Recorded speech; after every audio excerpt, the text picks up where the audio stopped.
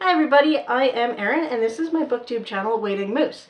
Today I want to do a quick video, it's going to be very short, about my choices for vacation reading. And I've got a lot of books on my shelf that need to be read, and I'm trying to narrow that down and figure out which ones are going in the suitcase and which ones are not. I would take my e-reader because then I could take everything, all the books I wanted, but unfortunately I seem to have misplaced it on my last trip, so that's not going to work. I'm probably going to have some audiobooks.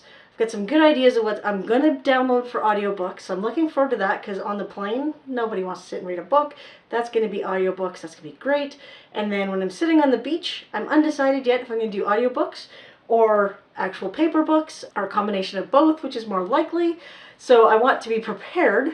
So these are my options for my vacation reading. I understand that they're very dark, and I was just wondering if you can give me some feedback down in the comments below about which books, if you've read any of them, what you think of them maybe. Give me some feedback on what you suggest for books to take on vacation because, hey, I'm looking for ideas.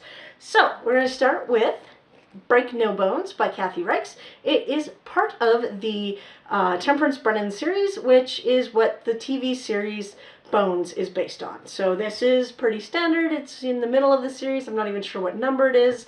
I haven't read one in a while, but I think it would be a good bit of a brainless thriller, I guess. I know what to expect. Perfect beach or airplane or airport reading. Another option for the trip is Khushal Dirt by Jacqueline Carey. Now this one is 900 pages, so there's a very good chance that if I took it, it would be the only book that I got read, and I probably wouldn't get it all read anyway. 900 pages. Yeah, I got some staring at waves and soaking up the sun to do. So I'm not sure. This one seems like it might be a little heavy for vacation reading. Check that sucker out.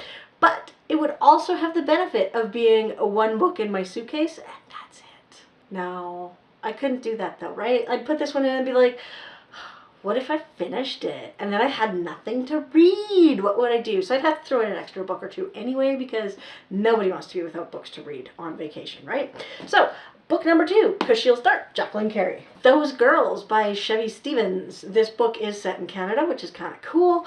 Do I really want to read about home because it is set in the Western provinces in Canada? Do I want to read about home when I'm on vacation? But on the other side, it's a bit of a thriller as well, and I do like a thriller, and it just seems like good vacation reading. I've never read anything by Chevy Stevens, so if it sucked, I'd be very disappointed, but if it was good, it would suck me in for, some good reading on vacation. Next up, serious science fiction fantasy set in the future. This piece of hair is just like flippity. Wolfhound Century by Peter Higgins, and it is set in Russia, it looks like, totalitarian state, lots of dystopian kind of features to it, but I think, not being young adult dystopia, it's probably more my speed, and I love the cover. I just don't know, again, like, is this the cover that you expect to see someone sitting in a swimsuit on the beach reading? This is why people have e-readers, and they don't lose them, unlike me. Next up, Before I Go to Sleep, yet another thriller. This one I've seen mentioned a few times on BookTube, and I don't think I've seen anyone who's actually read it. I see a lot of people talking about wanting to read it, adding it in their book hauls, by S.J. Watson, and I'm actually really excited to read it because it's about amnesia, and yeah, it sounds like a really hanging out, watching the waves go by, watching the guys go, yeah, it seems like it'd be a really good read for the beach.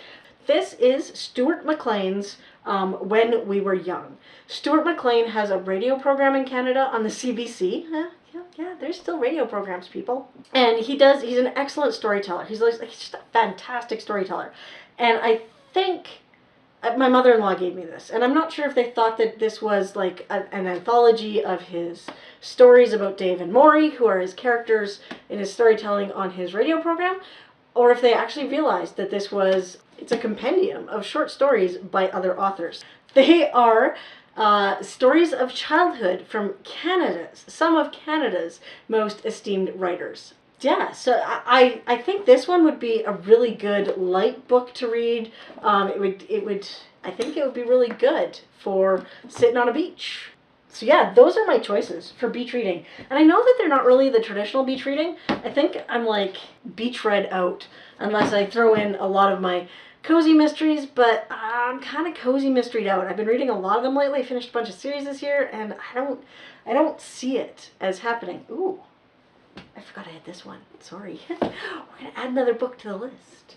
The Last Policeman by Ben Winters. This one I picked up this summer at Powell's in Portland, and it's a futuristic police detective book, police procedural, set at the end of the world, because we're going to get hit by an asteroid.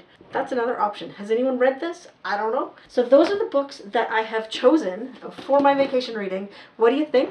Do you have any suggestions that might be better? Keeping in mind that, you know, I think I'm kind of romanced out, and I'm a little afraid I'm going into a bit of a reading slump, and I don't want that to happen because I've had a really good reading year, and I'm hoping that that continues and I can find some good reads for on the beach. Thanks for watching again.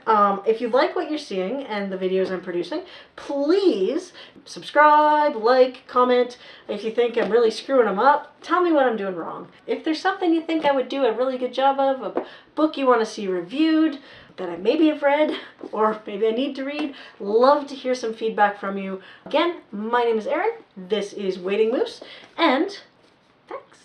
I'll talk to you again soon. Bye.